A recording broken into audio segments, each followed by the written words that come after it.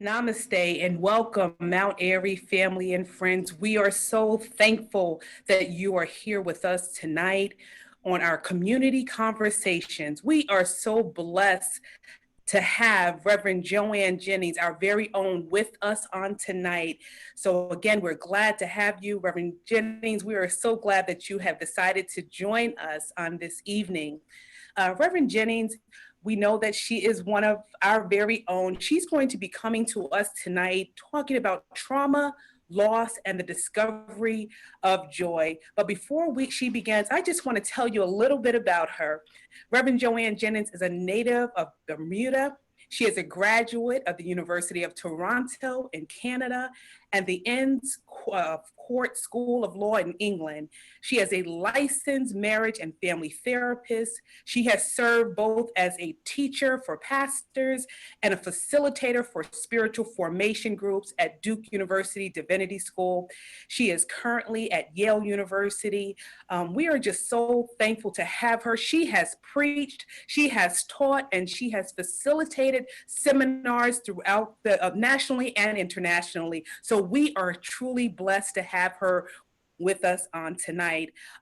We are so thankful that you have decided to join us, and we're going to ask that you participate. I'm sure if you have questions, just put them in a chat, and we will make sure that we get those to Reverend Jennings. Again, thank you, Reverend Jennings, for being with us on tonight. We are so blessed to have you. Thank you so much, Pastor Kathy. I want to express my gratitude both to you and to Pastor Bennett and to all of those there technologically who are helping us tonight for allowing me to come and share in what it means to create really a trauma-informed congregation and a trauma-informed community. I want to say namaste to all of our listeners. What a gift that you have come and given us just your ears this evening. And I want to tell you a little bit about what you can expect. Tonight, we're going to be talking about trauma. Next week, we're going to talk, if you're able to join us, about loss. And I'm going to do some talking, but I am going to invite you to participate in a few exercises with me if you can trust me with that.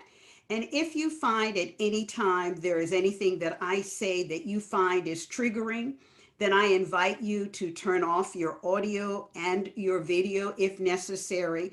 We are going to have at the end of our presentation some resources.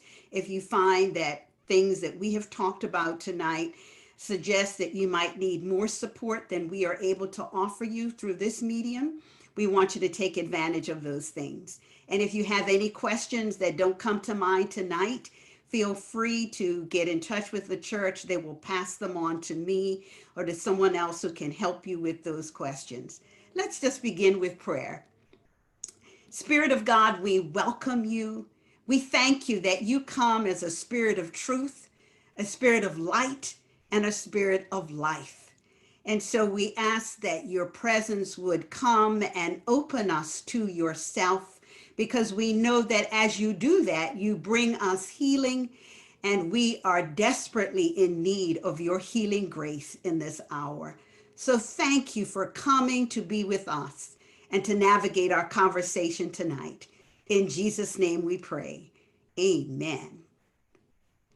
As I say, we're going to be talking about trauma tonight. And I think it's always good to begin with a definition so that each of us are thinking about the same thing in the same way. So you'll see on your screen tonight the U.S. Substance Abuse and Mental Health Services Administration's definition of individual trauma. You can see individual trauma results from an event, series of events, or set of circumstances that are experienced by an individual as physically or emotionally harmful or life-threatening, and that has lasting adverse effects on an individual's functioning and mental, physical, social, emotional, or spiritual well-being. I think that definition can suffice for us tonight, and we can expand it a little bit to reflect the reality that trauma can be experienced collectively in families, in communities, in countries, natural disasters, community violence, sometimes church misconduct, and racism with its many appendages are some of the things that can create collective trauma. You might be asking, why is this important? Well, it's been important because most of us have been impacted by some form of trauma. Trauma knows no boundaries with regards to age, gender, sexual orientation, socioeconomic status, race, ethnicity, or geography. For many, the toxic stress of trauma begins in childhood. In fact, with the release in the late 1990s of the Adverse Childhood Experiences Study, it became clear that most people have had one kind of adverse childhood experience. And the long-term negative effects of childhood trauma for physical health, for behavioral health, and mental health outcomes over the lifespan have been well documented and substantiated. You may wonder what kinds of things were used as measures of adverse childhood experiences. That initial study looked at 10 categories that included physical, emotional, and sexual abuse, physical and emotional neglect, growing up with a parent who had mental illness or was substance dependent, a parent who was incarcerated, or you grew up being raised where you witnessed domestic violence, or experienced a parental separation or divorce. These categories are obviously by no means exhaustive, but they give us a good picture of the kind of indicators that can lead without measures of mitigation to risky behaviors, to poor physical and mental health outcomes, and I might add, to a challenge to spiritual flourishing. Why is this important? Well, all of us grew up obviously as children and may carry some of that burden in our own lives. Additionally, most of us interface with children in our families, or as educators or clinicians or coaches or law enforcement personnel, or maybe just even as neighbors. We interface with children within the church community. And because we want to see the next generation flourish, we need to be aware of anything that might impede that reality for them. And as people of faith, we take seriously Jesus' insistence in what Matthew records in the 19th chapter, that we do everything to ensure that children experience their full identity in the family of God. We now know that exposure to adverse experiences affect the developing bodies and brains of children in various ways. They impact the immune and hormonal systems and the way that our DNA is read and transcribed. And they activate our brain's fear center so that the fight and flight response becomes maladaptive because it's continually being activated. For example, if Maya has an asthma attack each time her brother punches a hole in the wall, we might do well to surmise that the toxic stress that she has developed from witnessing this behavior has activated her health issues. And over time, anything that triggers that stress response may kick her asthma up.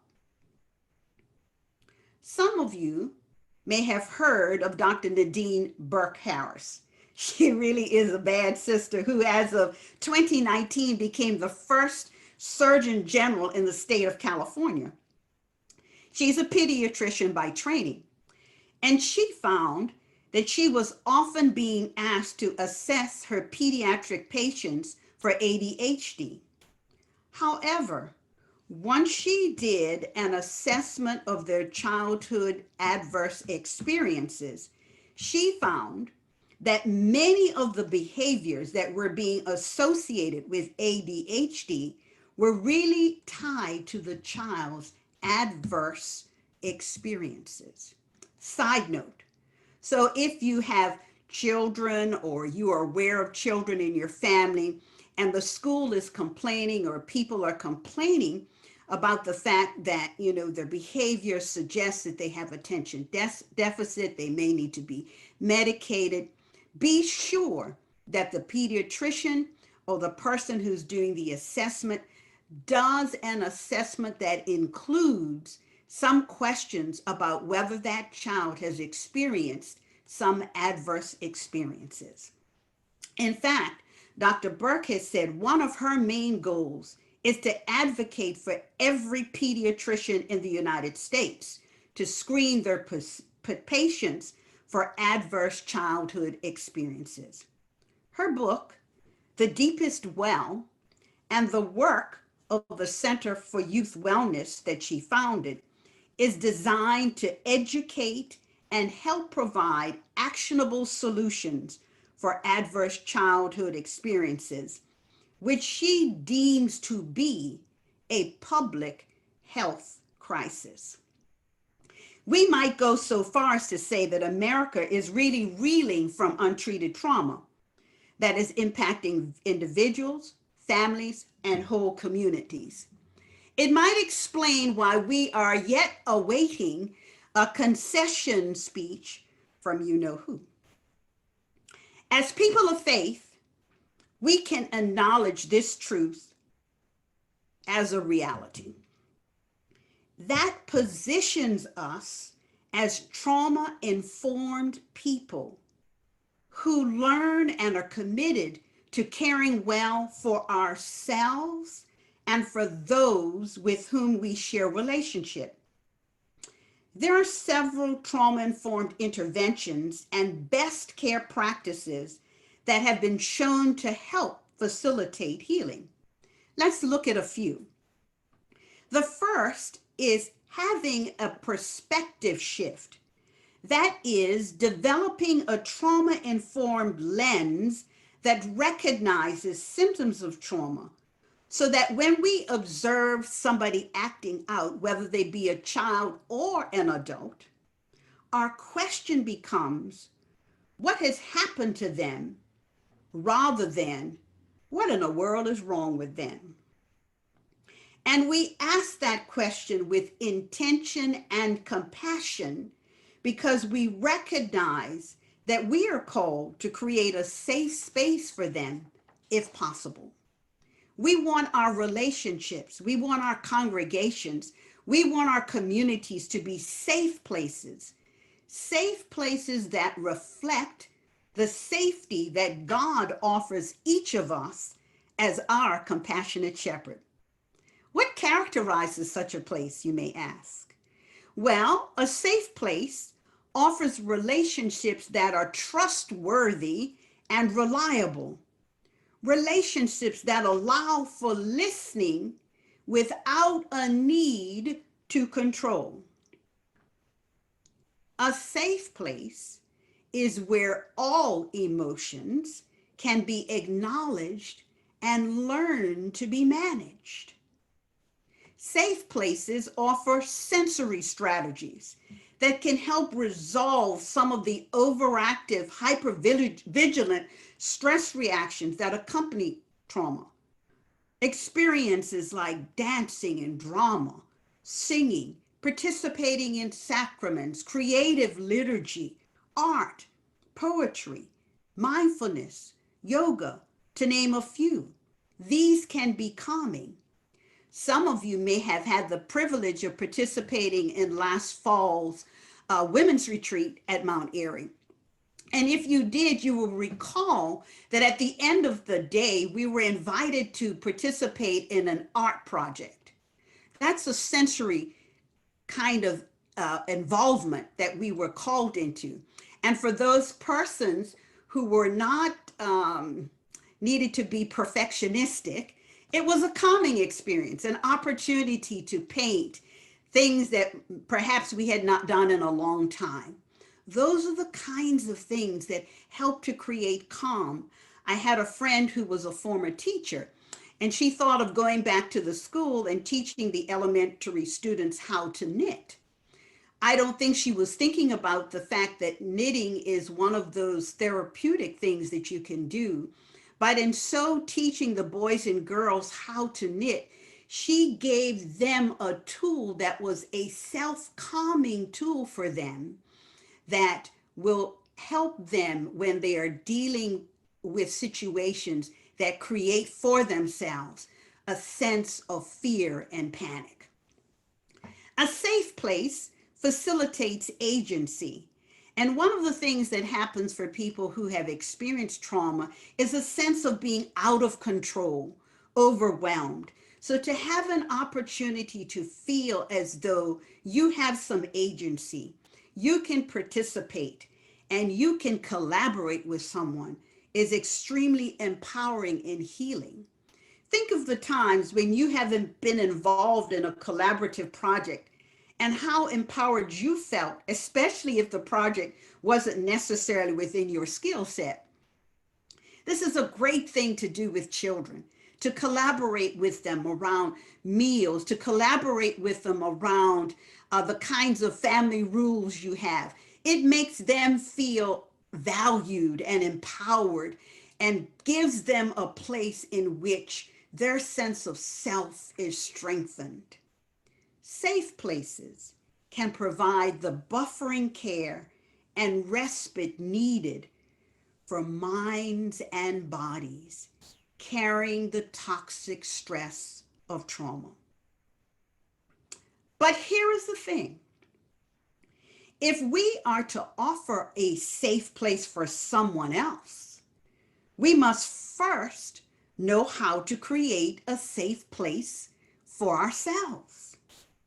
The airlines have it right when they invite us, in case of emergency, put your oxygen mask on first before you assist someone else. A modern take on the second great commandment: love your neighbor as you love yourself. And this is where I would like us to spend the rest of our time together tonight. And I want us to think specifically about our bodies, which hold the memories of trauma. I want us to have permission to focus on our bodies because for many of us, they get little attention until they're really sick. I want us to focus on our bodies because as people of faith, we affirm that God is interested in worship that engages the totality of our humanity, spirit, mind, and body. In Paul's appeal to the Romans, which is rooted in God's all-encompassing mercy, we hear him implore them to present their bodies as instruments of worship. Finally, I want us to focus on our bodies because our bodies, if we are Black people, have been viewed by the dominant culture as being inferior, sometimes seen as chattel, as being hypersexual, and as being dangerous. These perceptions, anchored as they are in the construct of whiteness, have traumatized all of us, so that we carry in our bodies what Resmaa Menakem describes in his instructive book, My Grandmother's Hands, white body supremacy. We carry racialized trauma as people of color wherever we are located around the globe. So that if our bodies are to be awakened to the fullness of life, and to all that God has for us. We need to be aware of where we are carrying the burden of unresolved stress in our bodies. So I would like to invite you into an exercise with me, if you would. And we're going to do, for a few moments, a body scan. So if you would sit comfortably, if you can, put your feet on the floor, and we're going to do just a little breathing first before we get into our scan. If you would breathe in through your mouth, just hold it a moment, and breathe out through your nose. Breathe in again through your mouth and hold it.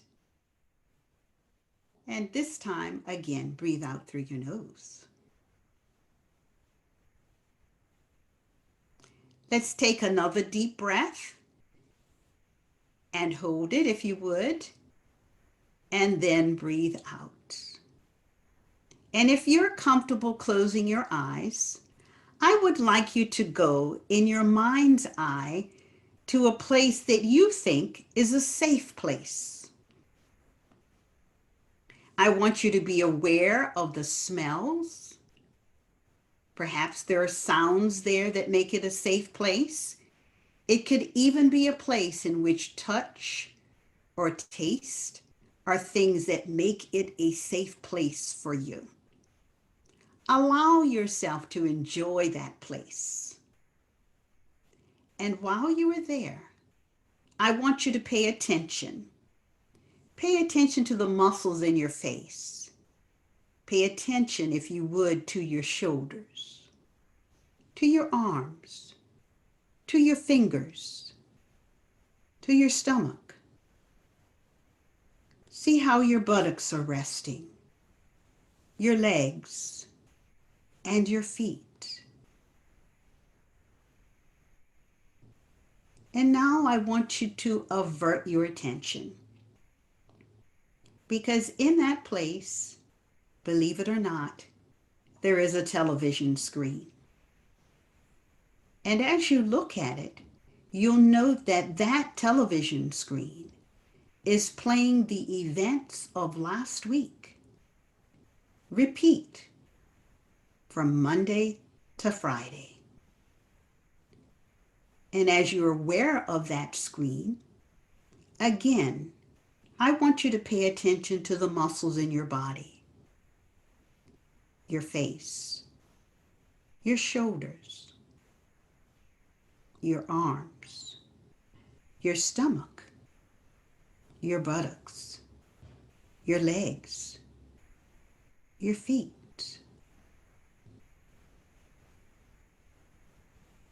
And now avert your attention from that screen. In fact, you can turn it off.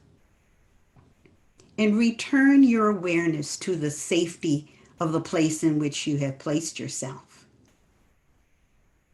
And again, pay attention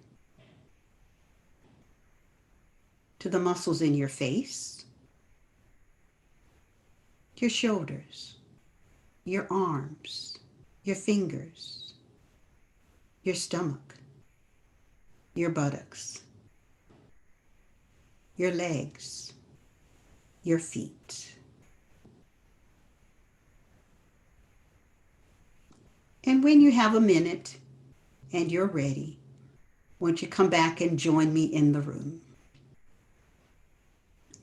And I would like to ask you if you noticed a difference, if you would share some of what you noticed in the chat so I can hear from Pastor Kathy if you noticed any difference. In fact, I'll have a question for you as well. Let me ask you this. How many of you made safe places for your body last week?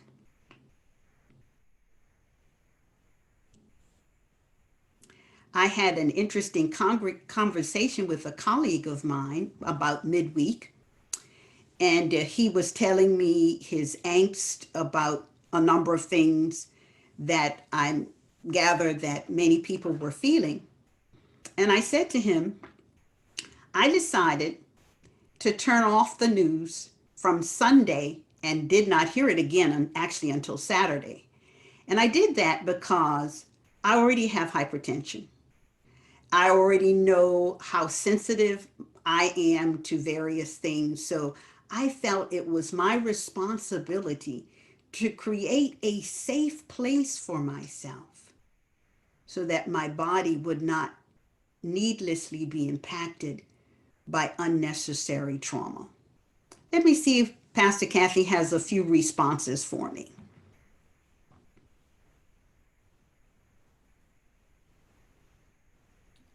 One statement, someone said that they tensed up when they left their safe space. They felt the tension. Another person said they were trying to be aware of where we are, where they were. They kept trying to bring their attention back to that place. And another person says they were unable to find a safe place. Mhm. Thank you, Pastor Kathy. I'd like to respond to the first two first and then to the last. And I think it's important for us to have a sense of awareness um, about our body's response to our environment.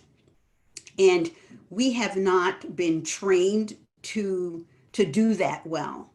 And so I think it's imperative for us as we are learning to be trauma informed people to have an awareness of when our body shifts, when our feelings create something different in our body. In fact, with children, I think it's always valuable to ask them when they say, I'm feeling, see, even if they're feeling happy, where are you feeling it? When they're feeling fearful, where are you feeling it? So they begin to attach their feelings to their body and stay connected to their body. It is true that some of us have not had experiences that allow us to know how to find within ourselves a safe place easily. And that is one of the reasons why we are learning to be trauma informed people and trauma informed congregations so that we can create for people in our families. And when I say families, I'm not meaning just birth families, but families of faith, an experience that creates safety that someone can internalize as being, this is now a place in which I have found safety. So I thank you for sharing, because the truth of the matter is there are many people who cannot yet find and do not yet know a safe place. Over the years, ooh, I better hurry up. I'm losing time, but over the years, I have had a number of experiences of sharing, and have had people come to me and share uh, very painful, traumatic experiences. And this is the first time they have shared them, which saddens me because it says to me that they have not yet found within their community of faith enough safety that they could risk unburdening and sharing things that have been painful to them for a long time. So, body awareness is our first step in creating a personal safe place. Not only does it awaken us to the pain that we may carry, but it can also give us permission to give expression to it. It frees us to give our bodies voice, an opportunity perhaps to cry about something that we were not aware we needed to cry about, an opportunity to vent or to offer prayers of lament or to pen our own lamentation. And if you know me, that's something I always like to encourage people to do, is to learn to pen a lamentation.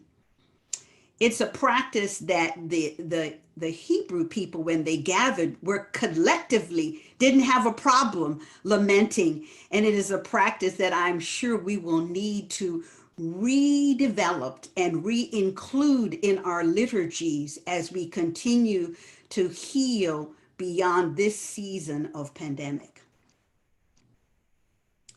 It also gives us an opportunity, if we're writers, to journal or to draw or to create other rituals that do whatever needs to be done to give healthy expression to our pain.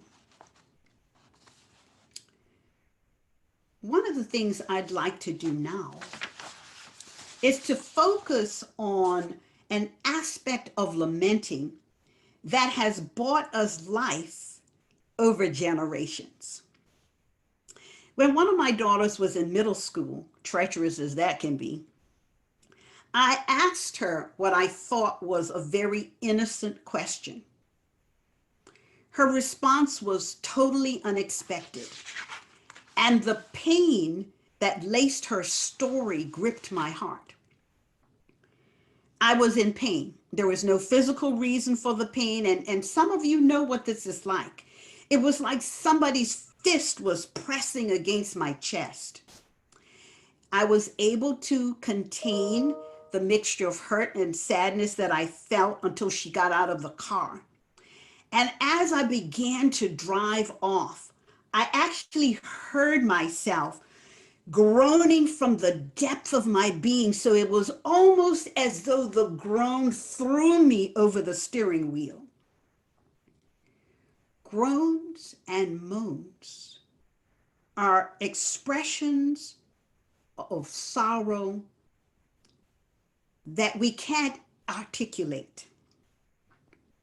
Professor Barbara Holmes, who wrote that book, Joy Unspeakable, says it in this way: moans are utterances of choice when circumstances snatch words and prayers from bereft lips. Groans of lament have enabled us as a people to navigate unspeakable horror. The late Dr. James Noel said that no other sound could express the terror of the Middle Passage. The sighs and groans of terrorized souls in the sway of lurching slave ships is the very essence of protest and prayer, a spirit song, he notes. The individual and collective hum, the moan, the groan, the clap, the call and response of what Resma identifies as body-centered responses are things that we have nurtured within the Black church as a way of effectively blunting some of the racialized trauma that we have experienced. And so I want to invite you to join me in another little exercise. And in this exercise, I'm going to invite you to listen, and I'm wanting you to listen to really the lead person. I'm going to play part of this song. This is the lead person is Sister Evans, and she's singing with the Trinity UCC Sanctuary Choir, a familiar song to many of us. But what I want you to do is to hear how her leading articulates for us an expression of pain that is often needed for us, and one of the things that is so important for us when we gather in collective worship. Listen, if you would.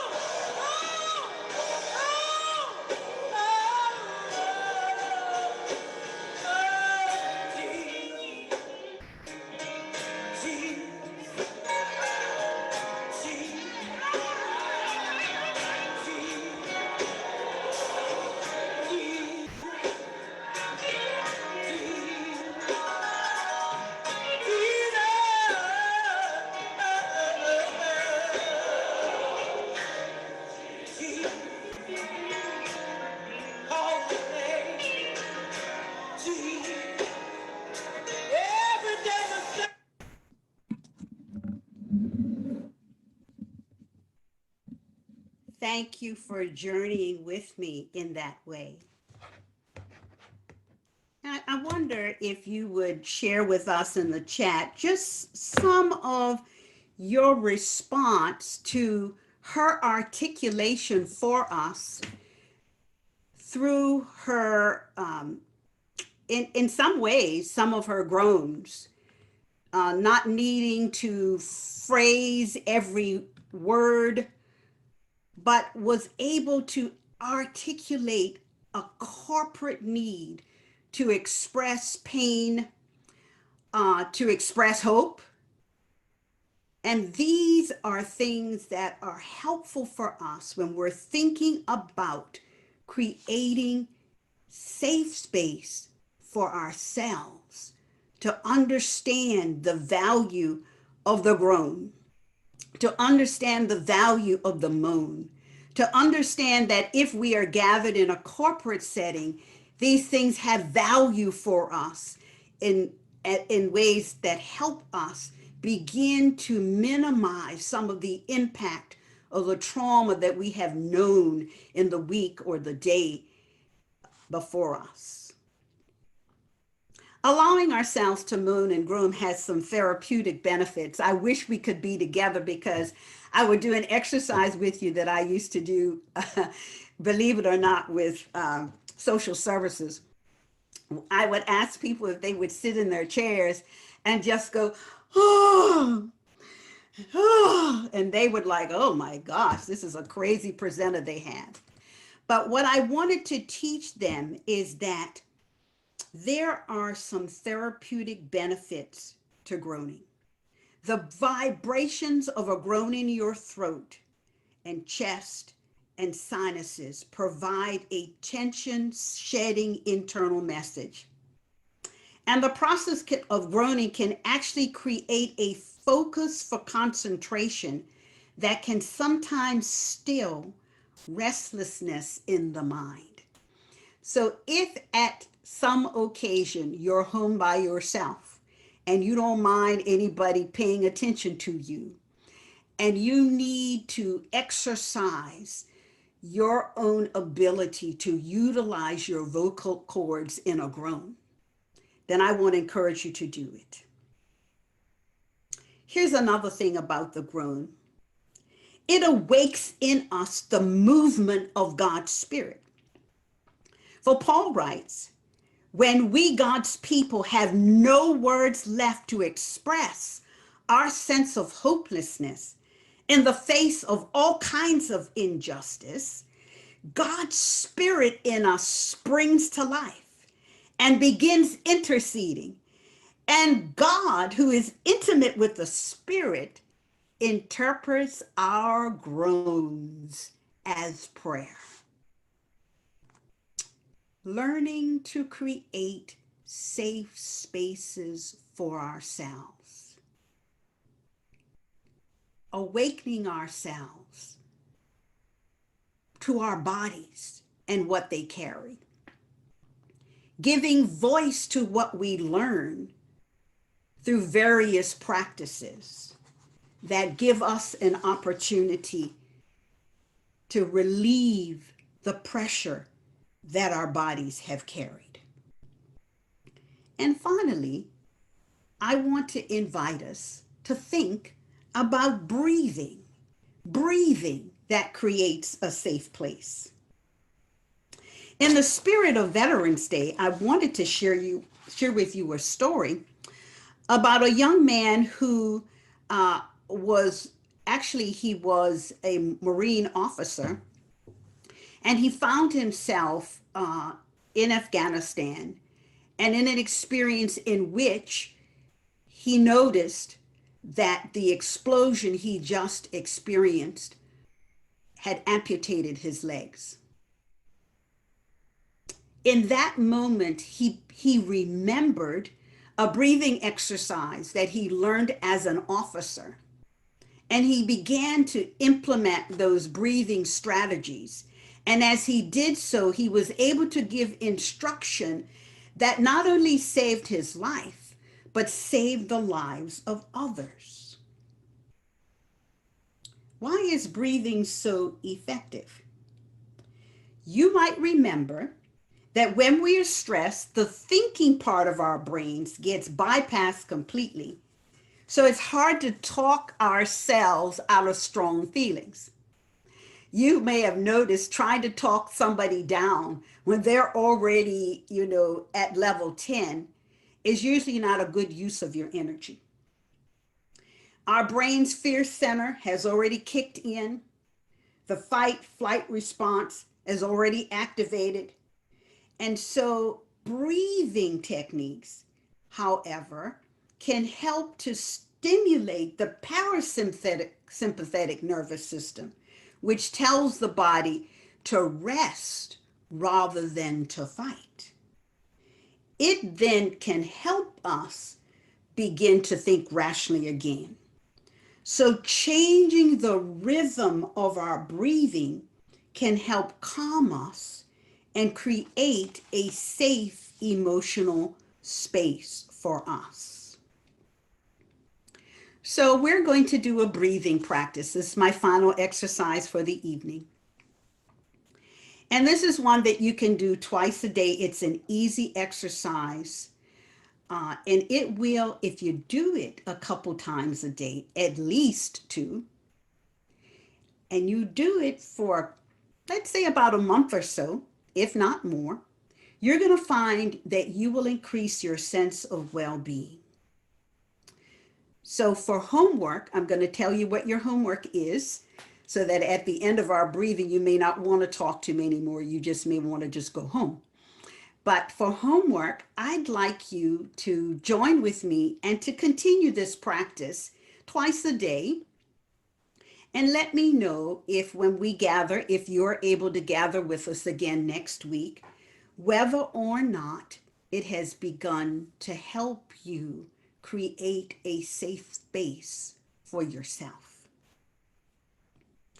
And next week, I forgot to mention this, as we are going to be talking about loss, we hope to end our time with a ritual that will allow us to acknowledge our losses. And so I'd like to ask if you would come and bring a candle with you, if you would, that we might use in the ritual that we develop for our time together. The breathing exercise that we're going to do is one that you might know very well. It's called the 4-7-8 breath. It really is a breath practice that is a yoga breath practice. And what we're going to do first is, I'll just talk you through it. We're going to breathe out through our mouths, and then we're going to breathe in through our noses to the count of 4. We're going to hold that for the count of 7, and then we're going to breathe out to the count of 8.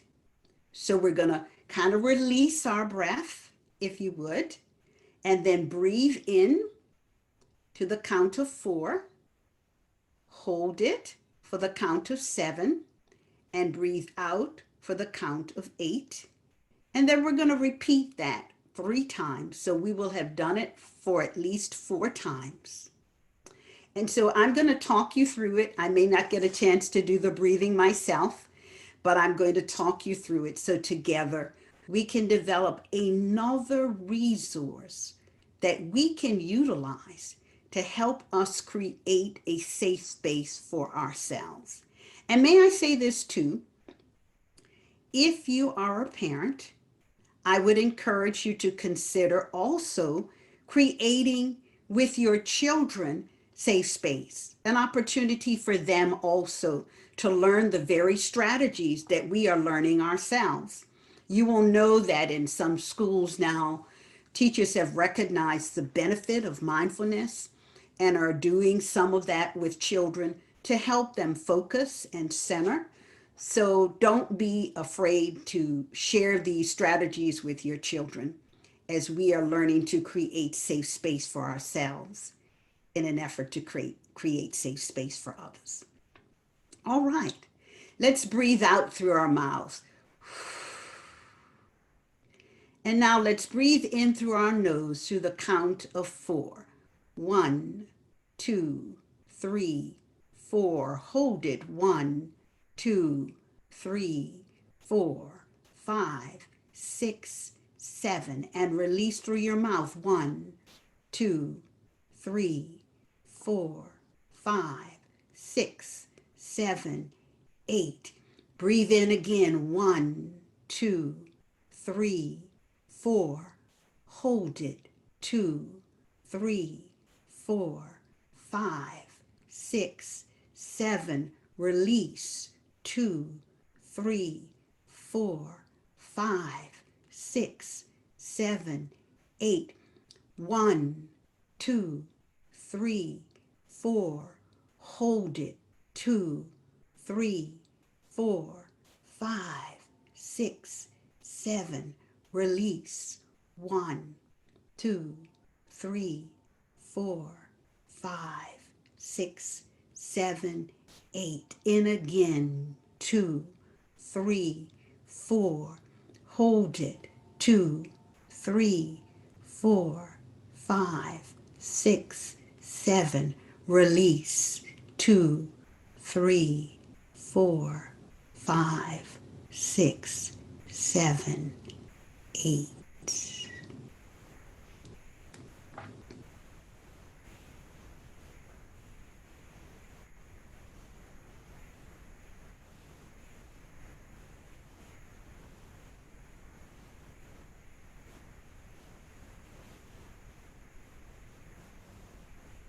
A moment of respite. A moment of respite is a gift that we can give ourselves as we learn to practice intentionally taking time to deliberately breathe. And actually, you can lose this at any time. Somebody cut you off in traffic, try to do some 4-7-8 breathing. Somebody cuts you out, 4-7-8 breathing.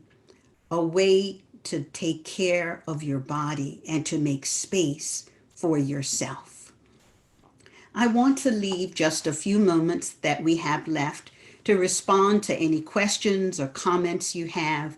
I didn't give you much time or any time really, to respond to our experience of hearing Sister Evans articulate for us in worship her groans, or any other question you may have. So I've given us we just have a few minutes left to respond to any questions you have, any comments you have. Dr. Jennings, we thank you so much and we appreciate it. The internet at the church, the Wi-Fi has gone out and I am at home and I see you. And I think the breathing exercise was excellent. I needed that. And I think everyone else probably did too. And so for any questions, people can still put them in the chat and Yes. then we will respond. The presentation and everything that you did will be on our website at www.mtarybaptist.org. And we will continue next week with your questions. But unfortunately, there's no live stream for Reverend Kathy because there is no Wi-Fi on Frank Street. I'm sorry. Namaste, no problem. And this gives us a chance to practice the very things we've been talking about, to create some safe space, to be aware of how our body is responding to this, and to take a deep breath. Yes. I wish each of you and all of you a wonderful evening. And thank you so much again for gifting us with your time. Thank you so much, Reverend Jennings. Have a good night. You too. And we will be back next week Yes. at 6:30. Yes, absolutely. Thank you.